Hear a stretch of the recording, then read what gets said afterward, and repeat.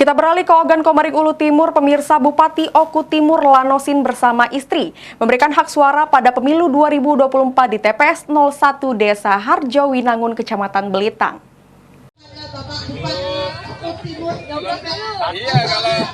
Dan Ibu Haji Didampingi istri tercinta, Bupati Ogan Komering Ulu Timur memberikan hak suaranya pada pemilu serentak tahun 2024 di TPS 01 Desa Harjo Winangun, Kecamatan Belitang, Kabupaten Ogan Komering Ulu Timur.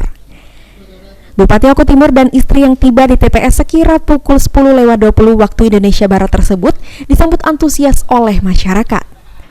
Selain didampingi istri, tampak hadir juga Kapolres Ogan Komering Ulu Timur AKBP Dwi Agung Setiono turut menyaksikan pencoblosan surat suara yang dilaksanakan oleh orang nomor 1 di bumi Sebiduk Sahaluan tersebut. Bupati dan istri tampak sangat antusias dalam menyalurkan hak suaranya. Bupati beserta istri memasuki bilik suara guna melaksanakan haknya memberikan pilihan pada gelaran Pesta Demokrasi tahun 2024.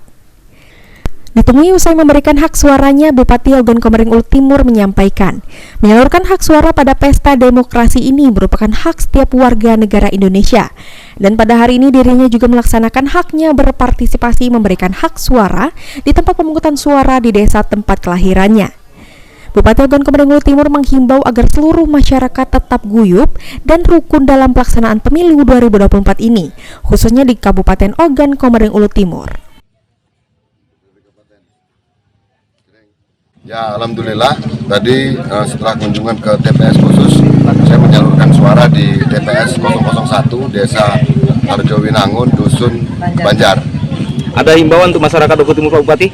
Tentu untuk mencapai pemilu damai, ya kita harus sama-sama guyup, artinya untuk melihat dan menyaksikan waktu perhitungan suara.